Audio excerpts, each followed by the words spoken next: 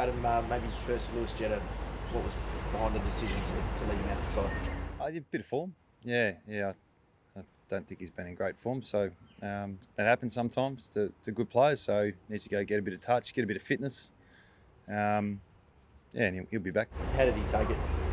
Oh, he agreed. Yeah, I think you get to a point where when you got some experience and you sort of know you need a bit of a reset. So it wasn't a surprise. His skills, what sets him apart, his skills to leave down last week, was that when you go, okay, there's obviously something wrong there? No, not really. The skill's always there, and sometimes he misses a target. But it's not the first time this has happened to someone who's with experience. So he knows what he needs to work on. We're really clear, and there's no issue. It's just part of the game. And obviously, from Hickey ground that switch again. Yeah. Well, looking at Sydney's side, it was probably the right move, considering they're light on their ruck stocks. And, I think Hickey was in 16 ruck contests last week. And, he didn't go forward. So, we need to keep putting a bit of work into Oscar and try and get that right. And if that doesn't work, we'll keep exploring other options. But, Nick will probably play a few more minutes this week. He's probably building to that point where he can handle some more minutes. So that means Oscar's more of an option. How many more minutes? Oh, I don't know. What are you sort of hoping for? Well, I think he played 61 and 62 minutes last week, and I think he's capable of more than that. Obviously, Jets, he's not the only player out of performing. There's a few players also dropping Hickey as well. But how long did you agonise over which players to sort of penalise for form and pick something in? It's not penalise. We just want to pick a team that's going to win. And, we've made 4 changes this week. I think we made 4 last week. That's not normally us. So we're still trying to find the best mix for our side at the moment. So we're not quite there, obviously. And when you don't perform on field, you need to make some changes with personnel and systems. So once again, this is not new. This is what happens when you're not delivering on field as a team. Jamie Cripps has been one, probably not been his usual style. I think it's been a couple of games we've been goalless. It's been a while, not really in his career. From his point of view, how important is this week to try and keep? I'll take your pick with form at the moment for us. So I think as a unit we've been collectively down. So there's probably 12 players in that boat. So what we need to do to turn it around, how we go about it, selection. What's our mindset like during games? So that all those things come into play. And Crip is sometimes a victim of poor ball use and no supply, and sometimes he's a bit out of touch. So, combination of both. Will you have a scratchy this week? Do you have an opponent to play against? Yeah. I think we've. I don't know who we're playing. I think it could be Gold Coast. Yeah, so we'll have a hit out. So we've got some good numbers coming back. I think we've got around 18 playing. So that's good for us. You mentioned obviously after the game the need to do a bit of an audit. Your words and the message from Craig and Tim during the week was there's been some extra meetings and some extra discussions. So without giving too much away, obviously, what's sort of been the focus of those discussions during this week? It's a good question. How do I answer that without answering it? We're here, so there's great opportunity to catch up, and you got to find the balance between meeting every day. But we've had some really good meetings in the last couple of weeks about a wide range of things. But our focus is on field performance, and the environment's good. Training standards are high. We're just not delivering on game day. So, backing in the way we play, backing our system, turning up with the right attitude, all those type of things have been discussed. But it's all about actions, really. It is not that complicated. You need to turn up the play, and you need to play for 4 quarters. Is the season on the line? Well, probably. I mean, if we continue to lose, there'll be a point where we can't claw our way back. So that's in front of us. So that's pressure's a privilege. So we need to own it and then embrace it.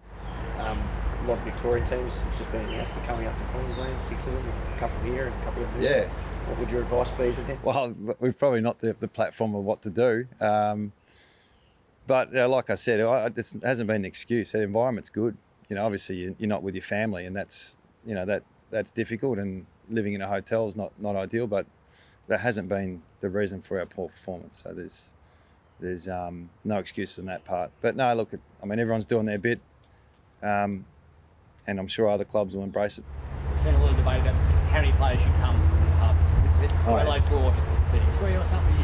All the other teams brought the full list. What have you seen positives and negatives of having everybody here? Yeah, that's obviously a call for the clubs and the AFL and what's available for accommodation. So this facility can house 140 people easily, which 70 West Coast, 70 Fremantle. So it gives you an opportunity to scrimmage, opportunity to train with full numbers, find out more about your list.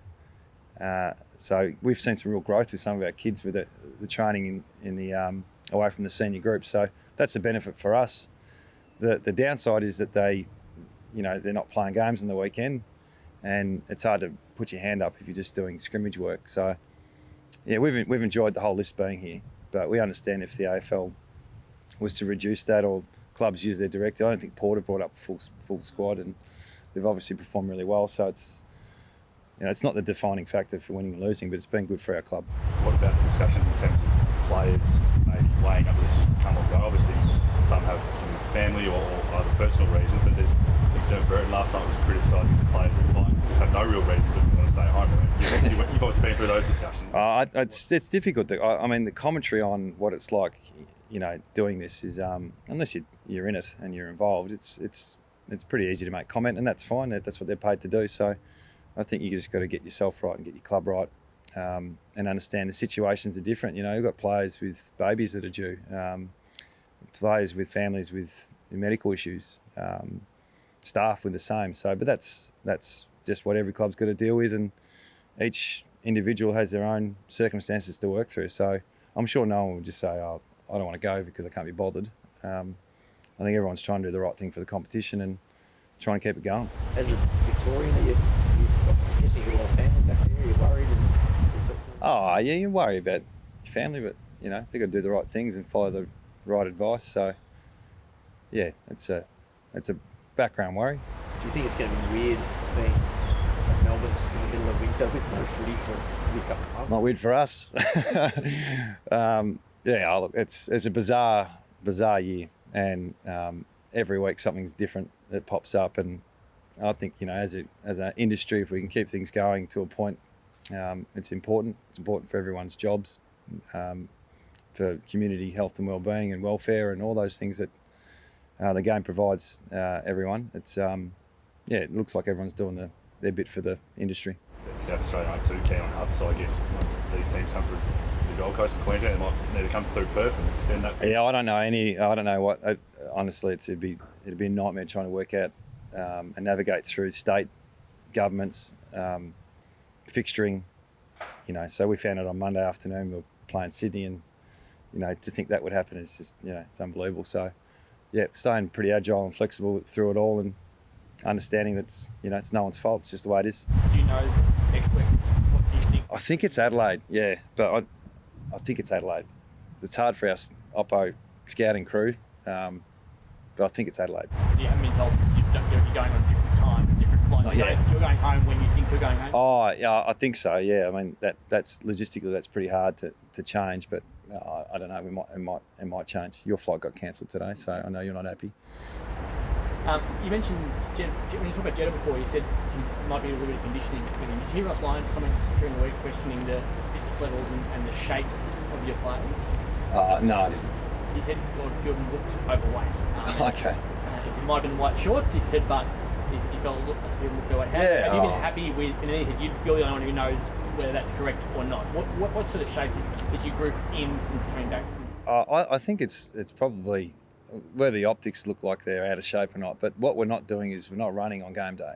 So whether that's in the mind or in the body, that's each individual is different. But we the week before we came here, we had an intra-club, and it was the highest running game we've had at the club. So before they got on the plane, they were pretty fit. So I don't think it's a fitness issue. I think it's delivering it on game day and doing it all day. So that's a challenge for us this week. Sydney are a really good, tight, connected side and rely on the contest, and they use the ball well. So it's going to be a massive challenge for us this week to get up.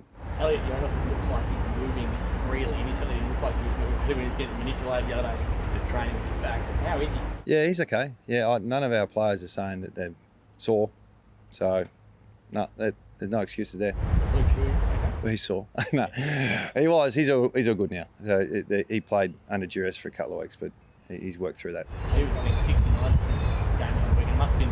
He was obviously battling. Yeah, he's captain of the side. He wants to do the right thing, and he'll do anything for our side. So I'm not surprised. Joe Brown was just off for the weekend. Yeah, he's pulled up a bit tight in his back and his hip area, so that's made him unavailable. Why Do you think Waterman? he would be? What does Waterman bring to you? Oh, look, he's in form, and he brings energy and passion and spirit. So he plays for the jumper. He's a real good teammate. So he's a hard-working, high-half forward that can also go deep. So that's his strengths, and look forward to having him in the side. Seeing tall forward battling throughout the whole league. Yeah. You've got three of them down there, obviously. How do you see the way to just help Josh? Josh was off really good last week. Jake's battling, and Jake's just coming in. Yeah, we're not settled, are we? So we're working through small forwards, tall forwards, getting supply. So we get the contest right, get us some supply, and then we can judge our forwards on opportunity, not 38 inside 50s, or if you're in your 30s, it's just difficult to stay in the game. Josh did it really well last week. Jack's been out of touch, and our small forwards have been inconsistent. Yeah, we'll chat to Jack about what he can do. Oh, that's ongoing. That's between us and Jack, and we're working through it all the time. Players come in and out of form. We need him in form. Just on Brander, is it 1 week or two? I don't know. 1 weeker probably. Yeah. Are we happy with where he's at before that? He just hasn't had that breakout game yet. Yeah, he's capable of more. So I think he's played 4 or 5 games. So yeah, he's got another level that he needs to get to. And just on Bailey Williams, how close were you? Yeah, I've got some kids coming through in the background, which we're excited about. So Bailey's one.